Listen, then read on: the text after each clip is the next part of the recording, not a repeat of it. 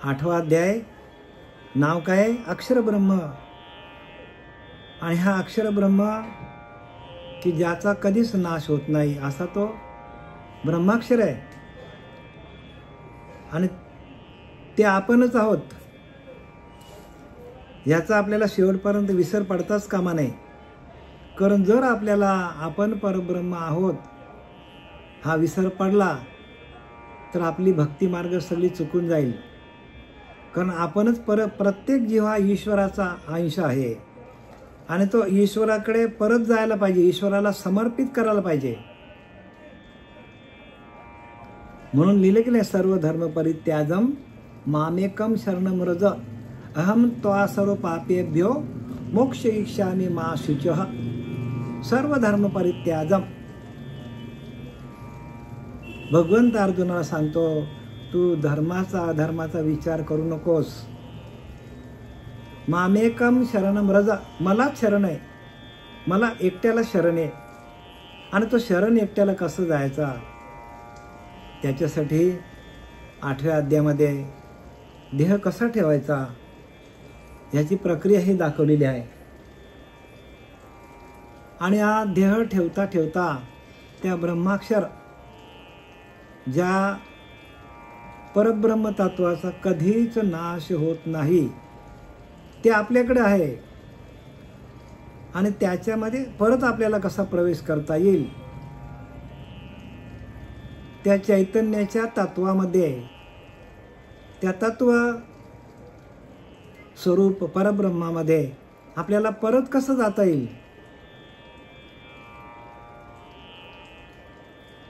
जर आपल्याला परत जाता आलं नाही तर आपली अभिमन्यूसारखी अवस्था होईल. ज्या परमतत्वामध्ये आपल्याला जन्माला आलोय पण आपण परत तिथं जाता येत नाही आपल्याला. आपण त्या परब्रह्म तत्वावरच आहोत प्रत्येक माणूस, पण आपण त्यालाच विसरलोय. परत तिथे जाता यायला पाहिजे. म्हणून तर समर्थ रामदासाने लिहिलंय, जेथून हे प्रगटे, हा देह जिथून निर्माण झालाय, जेथून हे प्रगटे, जेथे जाऊन हे आटे, ते ज्ञान झाली अफिटे भ्रांती अज्ञानाची. काय सांगतात समर्थ रामदास? जेथून हे प्रगटे, जिथून हा देह निर्माण झालेला आहे त्याला आपण भेटलं पाहिजे. ज्या आत्मतत्वातून हा देह निर्माण झालेला आहे त्या आत्मतत्वाला भेटणं, त्या आत्मतत्वाशी एकरूप होणं, त्याच्याशी तदाकार होणं म्हणजे भजन, म्हणजे भक्ती आहे. बघा, जेथून हे प्रगटे, जेथे जाऊन आटे, ते ज्ञान झाली फिटे भ्रांती अज्ञान. ते ज्ञान व्हायला पाहिजे हो, की जिथून आपण आलोय तिथं आपल्याला जाता यायला पाहिजे. आणि एकदा तिथं जायची आपल्याला कशी वाट मिळाली तर आपला जन्म मरणाचा फेरा चुकून आपण परब्रह्म तत्वामध्ये विलीन होता येतं आपल्याला. हेच पण करत नाही, बाकी सगळे पूजा अर्चा सगळं करतात. ह्या तीर्थाला जा, त्या तीर्थाला जा, सगळे ग्रंथ वाचा, पण ग्रंथामध्ये लिहिलं काय ते कोणाला कळत नाही. का कळत नाही तर त्यांनी सांगितले, तुका म्हणे किल्ली संता हाते दिली. कितीही देवाची पूजा केली तरी जोपर्यंत आपण संतांना शरण जात नाही तोपर्यंत आपल्याला हे काहीही कळणार नाही. म्हणून प्रेमाविन भजन नाकाविन मोती आणि अर्थाविना पोथी वाचून काय फायदा. तसं भजन करतो पण त्याच्यामध्ये प्रेमच नाही. नाकाविन मोती, आता नाकच नाही तर मोती कुठे घालणार. अर्थाविन पोथी वाचून काय अर्थच नाही हो. पोथीचा अर्थच कळला नाही. आपले बरेच ग्रंथ आपल्या टेबलावर पडलेले असतात, आपण बांधून ठेवतो वेड्यासारखे, त्या लाल कपड्यामध्ये बांधतो. तर ग्रंथ काय बांधण्याची वस्तू आहे का मला सांगा? 24 तास ओपन ठेवा ना तुम्ही. ज्यांना कामधंदा असेल त्यांनी जाताना काय करा, 1-2 ओव्या घ्या, त्या पाठांतराला घ्या, त्यांचं मनन करा, जाता जाता भगवंताचं भजन करता करता ओव्यांचं वाचन करा. ज्यांना काही उद्योगधंदा नसेल त्याने घरात ग्रंथ उघडा ठेवा, सातत्याने एक ओवी घ्या, तिच्यावर विवरण करा, वाचन करा, तिचं मनन करा.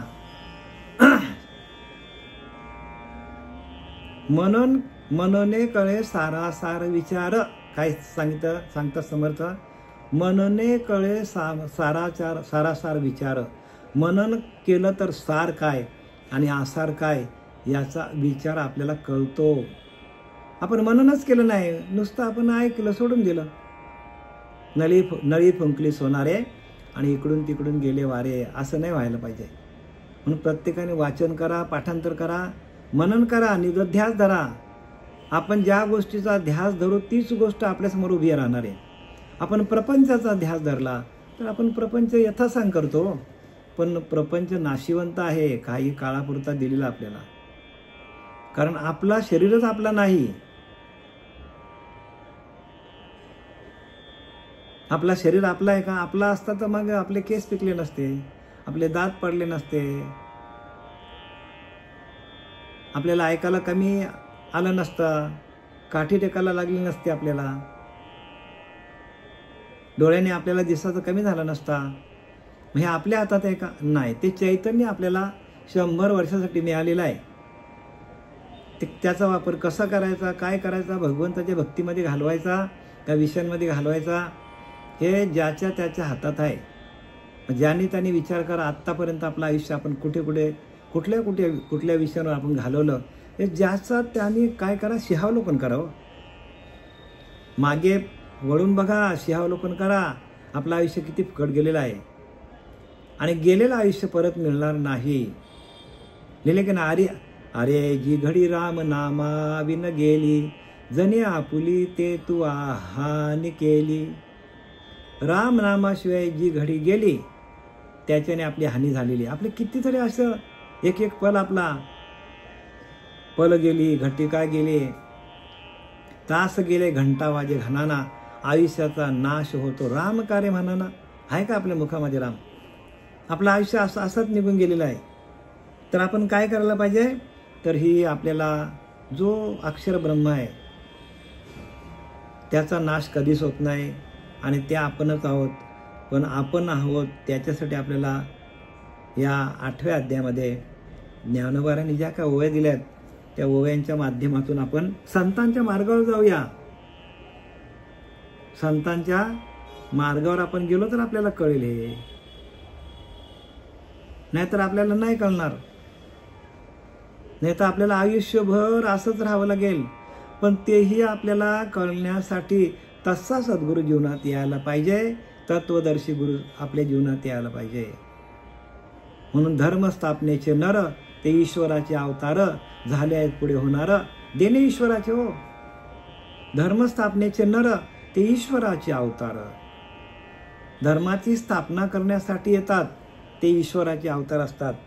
असे आपले श्रीपाद बाबा, रामदास बाबा, नारायण बाबा, नाना बाबा, पांडुरंग दिवेकर बाबा आपल्या मनुष्य देहामध्ये आले आणि त्यांनी धर्माची स्थापना कुठे केली? धर्माची स्थापना भिंतींवर केली का? भिंतींवर देव लावून दिले, पूजेला दिले. मग कुठे? तीर्थाला जायला सांगितलं आपल्याला. अहो, धर्माची स्थापना आपल्याला आपल्या अधिष्ठान दिला. तुमचा अंतरीचा अंतरात्मा हाच तुमचा अधिष्ठान आहे. त्याची कशी पूजा करायची ते सांगण्यासाठी येणारे ते सद्गुरू असतात. बाकी जगामध्ये भरपूर गुरु आहेत सगळे करणारे. पण आपल्या अंतकरणामध्ये असलेल्या अंतरीच्या अंतरात्म्याचा अधिष्ठान लावून देणारे जे येतात महात्मे, तेच खरे सद्गुरू असतात. बाकी सगळे गुरु आहेत, काय कामाचे नाही. पण आपण मग त्यांच्या मार्गाला गेलो हळूहळू तर आपला थोडी थोडी तिळे पुण्य साचे, म्हणजे तिळाने पुण्य वाढतो. मग तो ह्याच जन्मात आपल्याला तसा सद्गुरू मिळाला नाही आहे. तर आपली जेव्हा पुण्याही आपली वाढत जाते हळूहळू, पुण्याचा साठा वाढल्यानंतर तत्वदर्शी गुरु मिळतो. तो नाम देतो, डोक्यावर हात ठेवतो, अनुग्रह देतो, ध्यानाला बसवतो. पण आपली पुण्य असली तरच हा ठेवा मिळतो बरं का. ठेवा कुठे? आपल्या जवळच आहे. तुका म्हणे होता ठेवा, तो या भावे सापडला. ठेवा आपल्या जवळच आहे, पण सापडत का नाही? धनाचा खजाना आपल्या आतमध्ये आहे, पण तो उघड, तो खजाना, ती पेटी उघडण्याची जी कला आहे ती संतांकडे. तसा संत जीवनामध्ये येत नाही तोपर्यंत आपल्याला हे ज्ञान मिळत नाही. आता आपले भाग्य उजळलेत की आपण ह्या आनंद संप्रदायामध्ये आपण आलोय. आणि आनंद संप्रदायामध्ये असं आहे की अनुभव तुमच्या हातात देतात. म्हणून ध्यानाला बसवतात आणि काय सांगतात बघा काय सांगतात. तरी मग तेथे आपण एकाग्र अंतकरण करून सद्गुरु स्मरण अनुभवी जे 6वा अध्याय सांगतो ज्ञानोबरा. मग तेथे आपण एकाग्र अंतकरण, मग आपण त्या आसनावर बसायचं आणि आपलं अंतकरण एकाग्र चित्त करायचं. एकाग्र अंतकरण करून सद्गुरु स्मरण, सद्गुरूंचं स्मरण करायचं. अनुभवी जे म्हणजे त्या परमात्म्य तत्वाचा अनुभव आपल्याला घ्यायचा, आत्मसाक्षात्काराचा अनुभव घ्यायचा आपल्याला. सरळ सरळ लिहिले ज्ञानोबरांनी. अनुभवी जे कोणालाच अनुभव नाही. जे साधक आहेत, जे ध्यान करणार, जे साधक दिशेला आहेत, साधक दशेला जे आलेत, त्याने जर सातत्याने 3-3, 4-4 तास ध्यान केला तर ताबडतोब तिथल्या तिथेच त्यांना अनुभव आहे. म्हणून ज्ञानोबा सांगतात ठाईचं बैसुनी करा एकचित्त आवडी अनंत अनुभव. बाबा एका जागेवर बसा आणि त्या भगवंताचं भजन करा सांगितलंय. काल आपण या 8व्या अध्यायामधील ओळी क्रमांक 222 पर्यंत आलो. आता आपल्याला 223 ओळीपासून सुरुवात करायची आपल्याला. बघा काय सांगता. ऐशिया समयोगाची निवृत्ती लाहुनी जे देह ठेविते ते ब्रह्मची होती ब्रह्मविद. तेच ब्रह्मविद, तेच ब्राह्मण, तेच सद्गुरु, तेच आत्मज्ञानी. जे ब्रह्माभ्यास करतात, या ब्रह्मतत्वाशी एकरूप होतात, अखंड चिंतन विठोबाचे करतात, ते ब्रह्मची होती आणि तेच ब्रह्म होतात. बघा ज्या गोष्टीचं आपण ध्यान करू तीच गोष्ट आपल्या समोर येतो की नाही. इच्छा केले ते पावलो, तुका म्हणे कृतकृत्य झालं. इच्छा करा तुम्ही, भगवंताची प्राप्ती या देहात व्हायला पाहिजे अशी इच्छा केली तर. कारण बघा प्रत्येक माणूस इच्छा करतो माझ्याकडे गाडी यावी, माझ्याकडे बंगला यावं, माझ्याकडे प्रॉपर्टी खूप असावी, 2-2, 4-4 कंपन्या असाव्या. आणि मग तो काय करतो, त्या मार्गाला सुटतो, बाहेर सुटतो तो. मग रात्रंदिवस मेहनत करून काय करतो, तो पैसा पुंजी कमवतो. आणि मग त्याच्याकडे सगळं सुख येतो. हे लोकांचं सगळं सुख, हे लोकांचं सुख सगळं त्याच्या हातात येतो. पण परलोक साधण्यासाठी सद्गुरू पाहिजे. परलोक म्हणजे परेमध्ये असलेले विषय आपल्याला बाजूला करता यायला पाहिजे.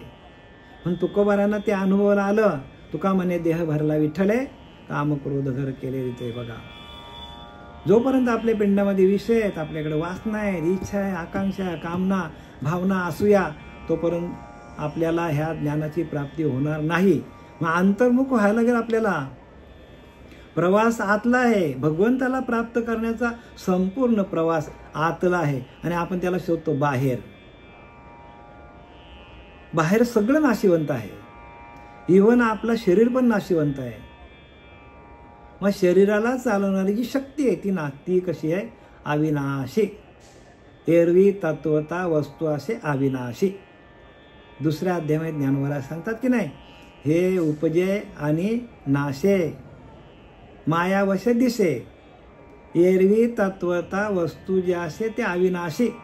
आपल्याकडे जी वस्तू आहे तिचा नाश कधीच होत नाही. वस्तू म्हणजे आपला अंतरीचा अंतरात्मा, त्याचा नाश कधी होत नाही.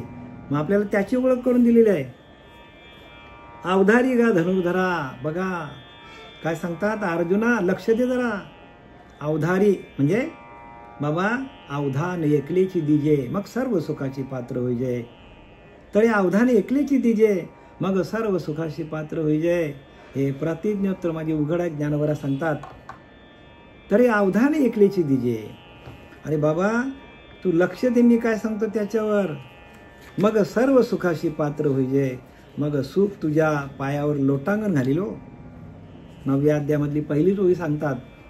तरी अवधान एकलेची दिजे. तरी तुम्ही इकडे लक्ष द्या. कुठे? तुमच्या आतमध्ये असलेल्या अंतरीच्या अंतरात्म्याशी एकरूप व्हा, त्याच्याकडे लक्ष ठेवा. तोच सगळं कार्य करतो. आणि तो कसा आहे तर तो नामातीत आहे, नामाच्या पलीकडे. मग आपल्याला नाम घ्यावं लागेल. स्वरूप ते नामातीत असे लिहिले समर्थ रामदास सांगतात. स्वरूप कसं आहे? नामातीत. हे नाम आपण घेता घेता घेता आपण स्वरूपाला प्राप्त होतो. आणि ज्यांच्याकडे नामच नाही त्याला स्वरूपाची ओळख कशी होईल? स्वरूपाची ओळख होणारच नाही. नाम नाही तर, ध्यान नाही तर स्वरूपाची ओळखच होणार नाही. कारण स्वरूप साक्षात्कार फार महत्वाचा आहे.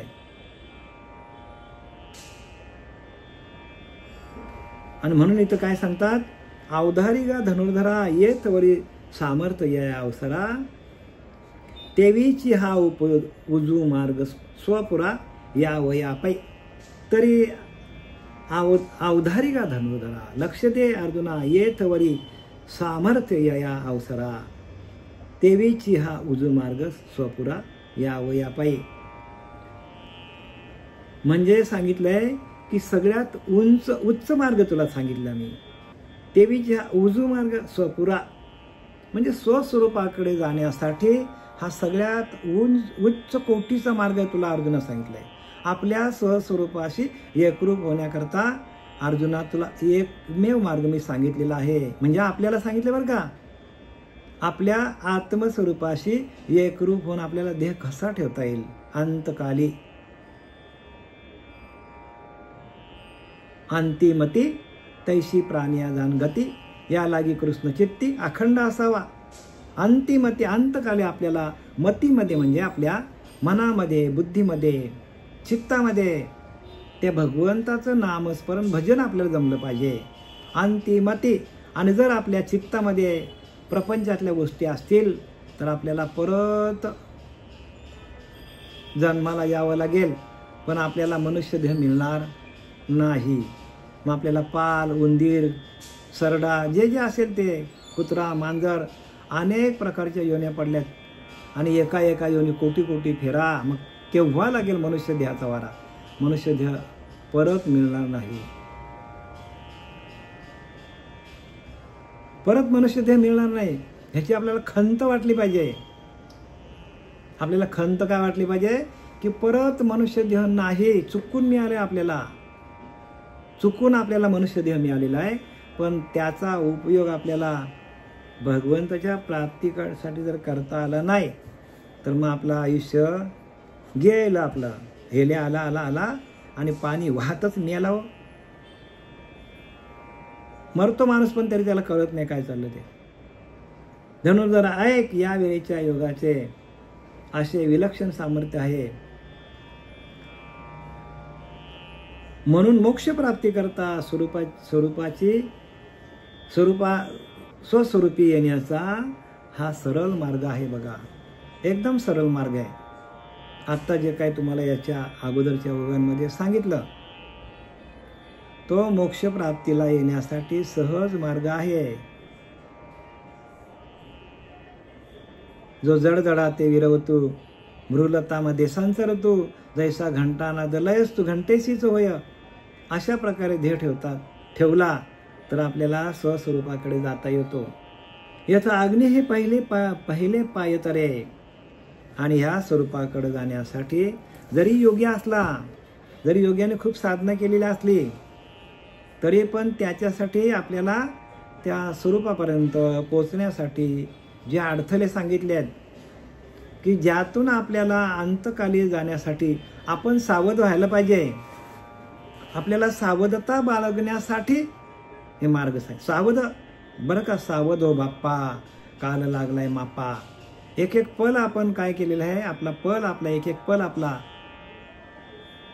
मृत्यूकडे चाललेला. आपण एक एक पल आपला निघून चाललेला आहे आणि आपण मृत्यूकडे म्हणजे काळाच्या तोंडामध्ये आपण चाललोय. काळाच्या तोंडामध्ये चाललोय. जो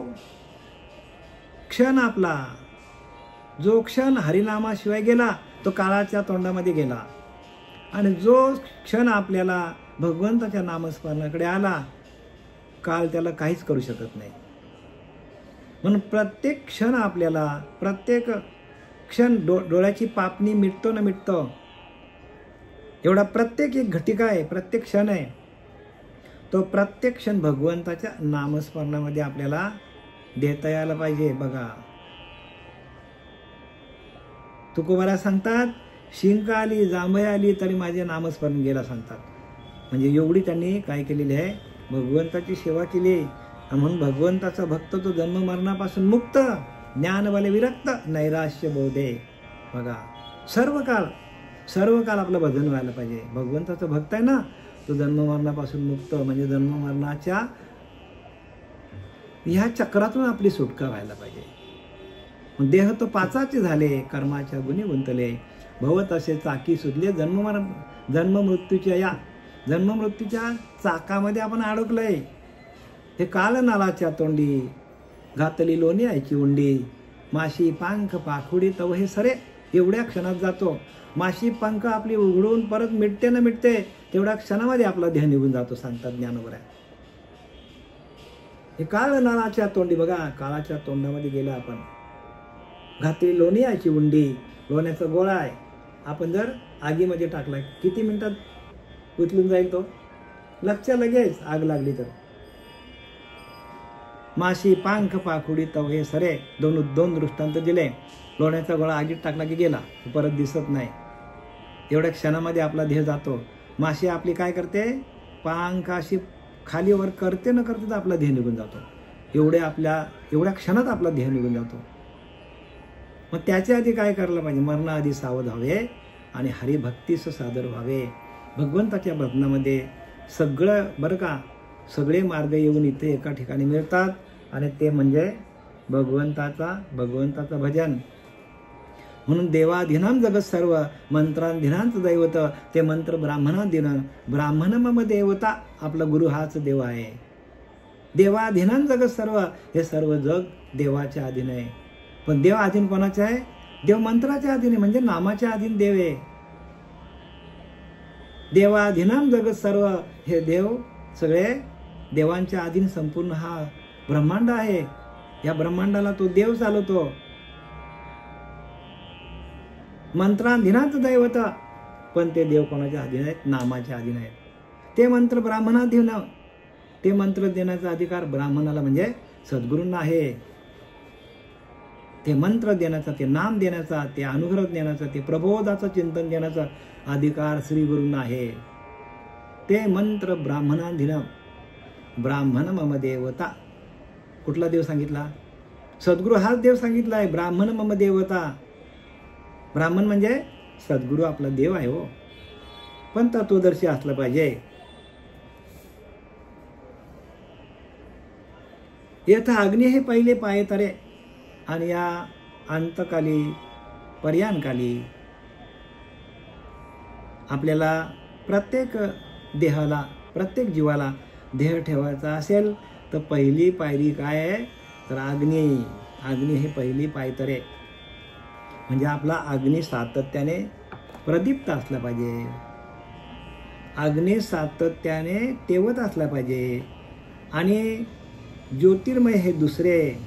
ज्योतिर्मय म्हणजे काय, ज्योतिर्मय म्हणजे दिव्य प्रकाश. आपल्यामध्ये एक दिव्य प्रकाश आहे आतमध्ये कसा आहे, दिव्य प्रकाश आहे. त्यामुळे आपली बुद्धी काय राहते, बुद्धी आपली सावध असते.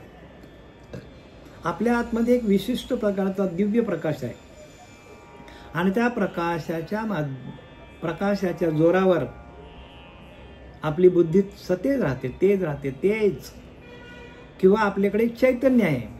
त्या चैतन्य तत्वावर प्रत्येक जीव, चैतन्य तत्वावर प्रत्येक जीव जो आहे तो ज्योती स्वरूपाने राहतो. म्हणजे कसा, जागृत अवस्थेमध्ये राहतो, बुद्धी तेज राहते. नाही तर माणसाची बुद्धी बघा, बुद्धी जर कमजोर झाली माणसाची तर माणसाला ताबडतोब डॉक्टरकडे जावं लागतो.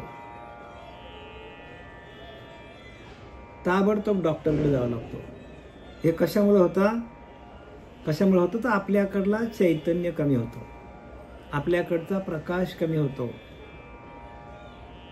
आणि एकदा का त्याला जठराग्नी माणसाला सगळंच बरं का, याच्यामध्ये सांगायला गेलं तर बरंच आहे याच्यामध्ये, पण आपल्याला विषयाला सोडून जायचं नाही बरं का. आपला विषयाला सोडून जाता येत नाही आपल्याला. इथं काय लिहिलंय, याचा अग्नी हे पहिले पायतरे, ज्योतिर्मय हे दुसरे. म्हणजे आपल्या आतमध्ये ज्ञानशक्ती आहे, एक ज्ञान प्रकाश आहे, तो दुसरा पाहिजे, तो सातत्याने प्रज्वलित राहायला पाहिजे. दिवस जाणे तिसरे. आणि आपल्याला दिवसा मरण यायला पाहिजे. कारण दिवसा कसा असतो, अग्नी प्रदीप्त असतो आपल्या पोटामध्ये. आपण दिवसात जेवलो तर आपण इकडे तिकडे चालतो, त्यामुळे आपला अग्नी कसा राहतो, प्रदीप्त राहतो. आणि रात्री आपण जेवलो आणि झोपलो तर आपली पचनशक्ती मंदावते. आणि मंदावलेल्या पचनशक्तीच्या मंदावलेल्या त्या अग्नी काय होतो, अग्नी पण मंदावला जातो. आणि अंतकाली तो अग्नी मंदावला जातो. आणि अग्नी विझला तर माणसाला मरण येतो. म्हणून दिवसा मरण यायला पाहिजे, रात्री मरण नाही यायला पाहिजे. चौथे शुक्ल पक्ष. शुक्ल पक्ष म्हणजे चंद्रमा असला पाहिजे. म्हणजे चंद्रमा पाहिजे, दिवस पाहिजे. आणि आपली ज्योती, जी ज्ञान ज्योत आहे ती आपली प्रदीप्त असली पाहिजे. आणि आपली जठर अग्नी पण आपली प्रज्वलित असला पाहिजे. हे चार. आणि पाचवी अवस्था काय सांगतात बघा, या 5 पायऱ्या आहेत. आणि सामास उत्तरायण. आणि 6 महिन्यामध्ये कुठला तरी 1 महिना असला पाहिजे आणि उत्तरायण असलं पाहिजे. उत्तरायण बरं का.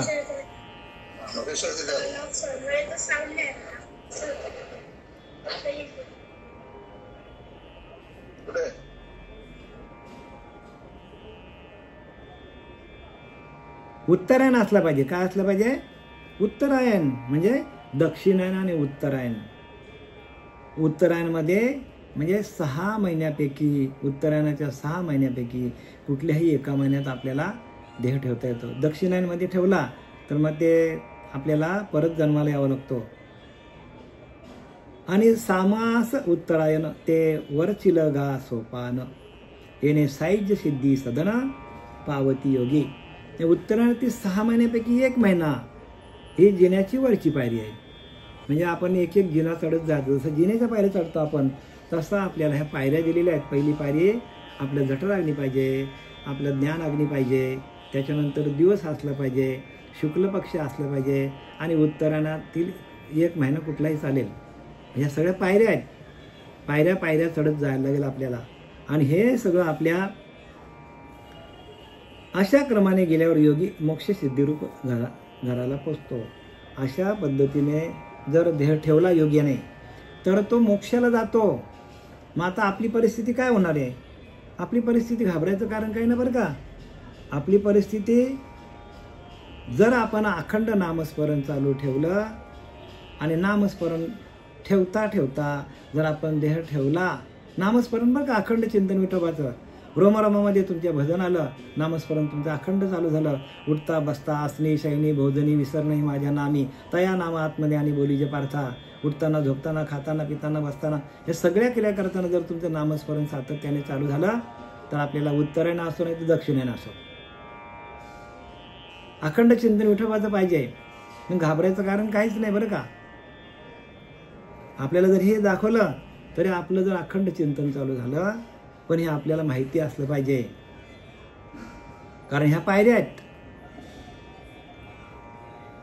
हा उत्तम कालू जाणीजे याचे आर्चिरा मार्ग म्हणजे याला काय म्हणतात, याला उत्तम काल म्हणतात आणि याला आर्चिरा योग म्हणतात. आर्चिरा जे आता आपल्याला पायऱ्या सांगितल्या त्या आर्चिरा योगाच्या आहे. आता काळू तोही सहजे सांगेन ऐक. आता पुढचा काल काय तो सांगतात. म्हणजे योग्याला देह ठेवण्यासाठी पोषक काळ असेल, शुभ काळ असेल तर तो आर्चिरा योग आहे. आर्चिरा योगाची लक्षणं आपण ज्ञानोबारायांकडून ऐकली. आता ज्ञानोबाराय पुढचा आपल्याला धूम्रयोग कसं सांगतात ते पण आपण ऐकूया. म्हणजे ज्यांनी उत्तरायणमध्ये देह ठेवला, देह ठेवताना उत्तरायणमध्ये ठेवावं. जठराग्नी प्रदीप्त असली पाहिजे. तसंच आपले चैतन्य असलं पाहिजे, ज्योतिस्वरूप आपल्याकडे असलं पाहिजे. म्हणजे बुद्धी आपली तीक्ष्ण असली पाहिजे, दिवस असला पाहिजे, शुक्ल पक्ष असला पाहिजे आणि उत्तरायण असलं पाहिजे. आणि त्याच्या विरोधात आपल्याला आता दक्षिणायनमध्ये जर आपण ध्येय ठेवला तर तो अयोग्य काळ आहे. आणि त्या अयोग्य काळाचं आपल्याला विश्लेषण आता ज्ञानोबराय कशातून देतात आपल्याला, या पुढच्या श्लोकामध्ये देत आहेत. तरी प्राण्याची अवसरे आहे, ओवी क्रमांक 26 आहे बघा. तरी प्रयाणाची अवसरे, म्हणजे प्रयाणकालेच्या वेळेला, म्हणजे आपल्याला ध्येय ठेवण्याच्या वेळेला, वात श्लेष्मा सुभरे, त्याने अंतकरणे अंधारे कोंदल्या ठाके, म्हणजे ज्या वेळेला आपल्याला जायची वेळ येते त्यावेळेला कफ, वात आणि पित्त ह्या दोषांनी अतिभाराने अंतकरणात कालोख होऊन जातो. आपल्या शरीराचा जो गाडा आहे ती 3 प्रकृती आपल्याकडे, वात प्रकृती, कफ प्रकृती आणि पित्त प्रकृती आहे.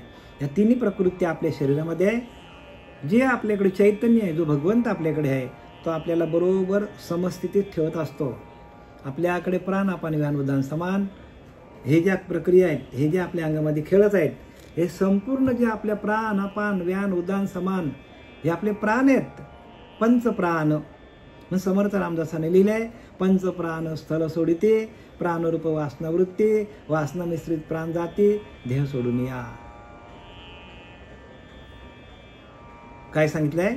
पंचप्राण स्थल सोडिते, म्हणजे प्राण, अपान, व्यान, उदान, समान ही आपली जागा सोडतात. प्राणरूपी वासना वृत्ती, ज्यावेळेला आपला प्राण जातो तो त्या प्राणाकडे, त्या जीवाकडं जर वासना असेल तर ती वासना काय करते, या 5 भूतांच्या देहाला, म्हणजे 5 ज्ञानेंद्रियांना घेऊन दुसरा शरीर तयार करते. वासनाच तयार करते. पंचप्राण स्थळ सोडिते, प्राणरूपी वासना वृत्ती, वासना मिश्रित प्राण जाती, देह सोडून या. तो देह सोडतात, दुसऱ्या देहामध्ये जातात.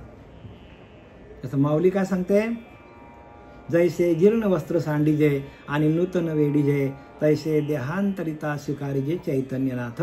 चैतन्य नावाचा ईश्वर तो काय करतो, जैसे जीर्ण वस्त्र सांडीजे, जसा एखादा वस्त्र आहे, कपडा आहे, तो कपडा जीर्ण झाला, फाटला, तर काय करतो माणूस, काढतो आणि फेकून देतो.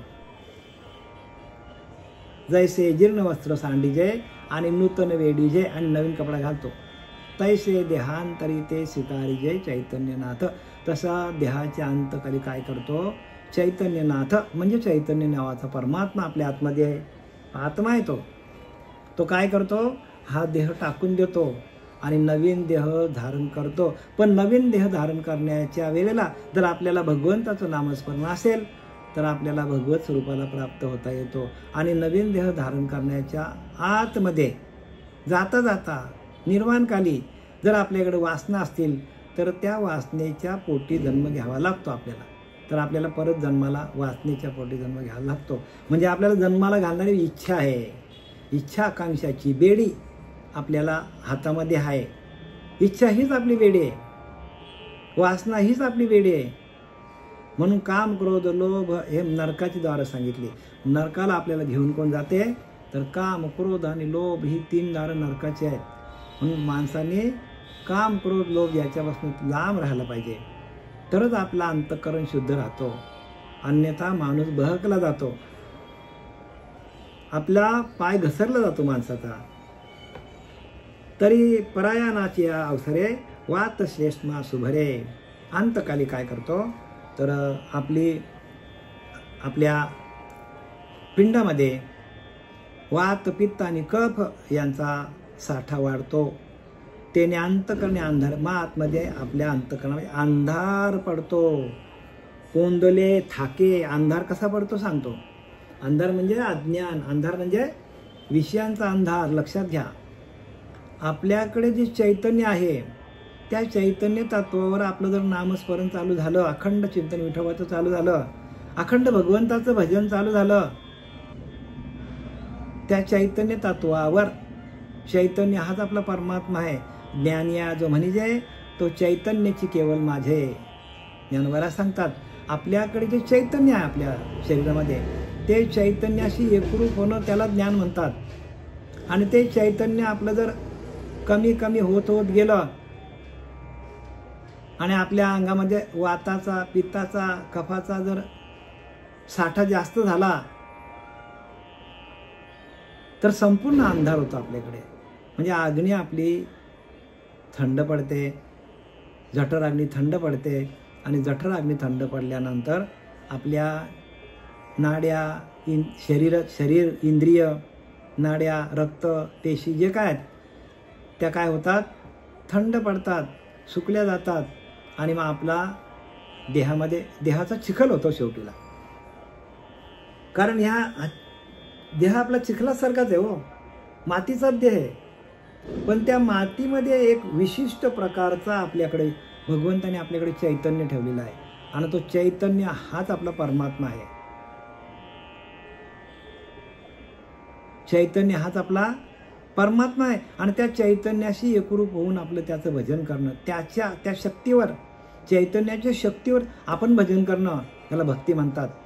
आणि ते चैतन्य निघून गेलं एकदा का आपण भजन करू शकत नाही, भक्ती करू शकत नाही, काही करू, तोच आपला देव आहे आणि त्याला ओळखून त्याच्याशी एकरूप राहणं हीच भक्ती आहे. सोप्पा बरं का, सोपे वर्म आम्हा सांगितले संतांनी आपल्याला सोपं सांगितलं आहे आणि वर्माचं सांगितलं आहे. पण ते दोन्ही दिसती सारखे. वर्म जाणे तो पारखे हो, पारखे असलं पाहिजे आपण पारखे असलं पाहिजे. आपल्याला पारख देणारा आपले श्रीगुरु आपल्या जीवनामध्ये आले आणि आपल्याला जर त्या नामाची साधना दिली तर नामाच्या साधने म्हणून नामापरते तत्व नाही रे अन्यथा. नामाशिवाय दुसरं काहीच नाही. कलियुगी उद्धार हरीच्या नामातूनच उद्धार आहे. कलियुगी उद्धार हरीच्या नामे. तुकाराम महाराज सांगतो की तुका म्हणे नामापाशी चारी मुक्ती, ऐसे वेद शास्त्र बोलताती. बघा काय सांगतात, 4 वेद 6 शास्त्र 18 पुराणे पण सांगतात. तुका म्हणे नामापाशी चारी मुक्ती, सलोकता, समीपता, स्वरूपता, साहिज्यता, ऐसे वेद शास्त्र बोलताती. असे वेद पण सांगतात. मग तुकोबारा सांगतात, वेद सांगतात, तुकाराम महाराज सांगतात. हे सगळं जे चाललेलं आपल्याला आहे, ही सेवा जी आपली चाललेली आहे, ते आपल्या सद्गुरू सच्चिदानंद सद्गुरू श्रीपाद बाबा, रामदास बाबा, पांडुरंग देवेकर बाबा यांच्या कृपा आशीर्वादाने ही आपली सेवा सातत्याने गेल्या 4.5 वर्षापासून चालू आहे आणि ही सातत्याने चालू राहण्यासाठी आपण सर्व साधक सहकार्य करत असतात. त्याबद्दल आपलं मी मनपूर्वक अभिनंदन करत आहे. पुंडलिका वरदे हरी विठ्ठल श्री ज्ञानदेव तुकाराम पंढरीनाथ.